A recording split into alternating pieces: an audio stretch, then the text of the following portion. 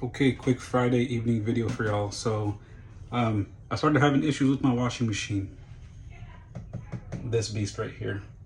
So I bought this guy in 2016. At the time, it was Samsung's largest washing machine. I think it still is, but I do know they no longer manufacture it. This is the dryer that went with it. I have rebuilt this bad boy probably 4 or 5 times over the last 8, 9 years that I've had this thing. And every single time it has been that little pulley that comes off the arm for that motor there. It's the actual pulley that holds the belt that drives the entire drum. That single pulley every single time. Well, this last time it broke, I spent 50 bucks and bought like a really badass roller bearing, not roller bearing, ball bearing. That was like really, really awesome from McMaster Car. Installed that thing, and this dryer will die before that bearing goes out. But anyways, to get back to this guy, actually I've had both of these for, like I said, about 8 or 9 years. This is the first time I've had issues with this guy ever. So did some research on it, and believe it or not, I used ChatGPT. I'm telling you folks, it's a powerful tool. It's a very powerful tool.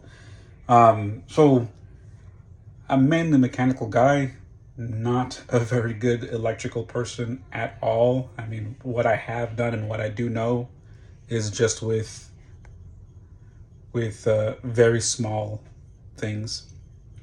So this guy right here took the motor apart. It's a direct drive motor. So if you disassemble everything, don't do that. That's exactly what I did. That was a mistake. By the time I got 3/4 of the way through, I climbed up top here and looked in the back. There's actually a big panel.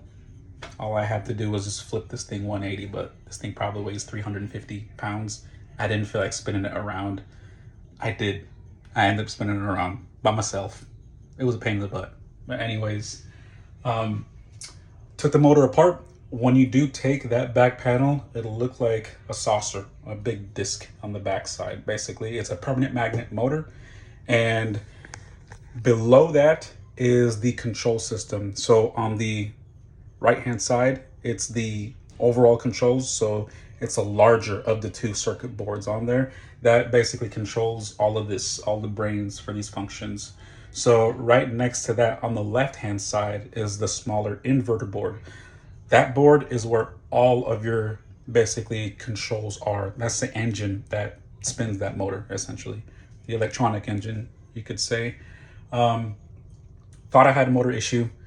Took everything apart. Like I said, I looked at the spline shaft, had very little rounding, really wasn't that bad, and it sounded like a clicking sound. I thought the teeth on the gears were ratcheting or just skipping over each other, and believe it or not, when I took everything apart, put it back on, I wiggled the motor back and forth, and it made an almost identical, to me at least, sound that it had made. Originally, it was clicking, and I could see the drum trying to turn, but it wasn't. And I described that literally to ChatGPT, and it took those two, and it said most likely if I don't have any teeth rounding, and if it sounds like clicking noise, it diagnosed that it's most likely the inverter trying to kick that motor over, and there is an issue. It's kind of pretty badass, actually.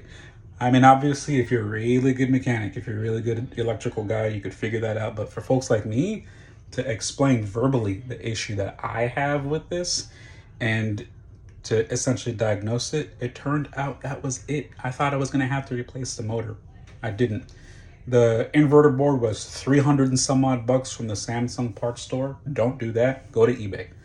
Went to eBay, found a used, I think it was used, or a new old stock one, because this unit is from 2016, and paid 89 bucks for that. It arrived in the mail, plugged it in. This thing fired up like a top. No issues at all. Actually, as a matter of fact, spun a little bit better than what I remember, probably because I've had it so long. But in order to test the spin function, like, you wouldn't like realize it. These things, they have service modes in them. Obviously, most items that you have, even home appliances, they all have service modes when they manufacture them. whenever the manufacturer installs the equipment, the hardware, firmware, software, whatever it is, to get that part to run, they have to test it. So those service modes live in those machines. You just never see them ever, unless it dies and you decide to, hey, let me just dig in and try to find out what is the matter with this guy. I asked ChatGPT, I need to spin the motor and test it. And it told me, it found the instructions for me.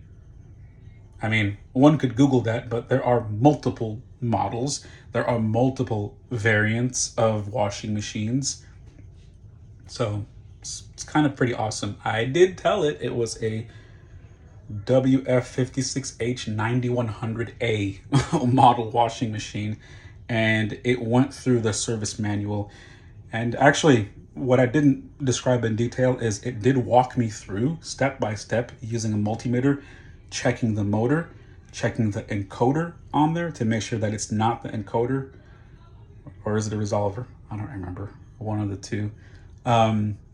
Checking the windings on the stator to make sure it's good. It instructed me how to look for burnt windings. It instructed me to look for damage on the magnets, on the permanent magnets. I saw none of that. It even explained to me how to check the inverter board, the damaged one, although that inverter board is completely potted with epoxy. So if you wanted to repair it, you couldn't. It did give me a really basic inspection.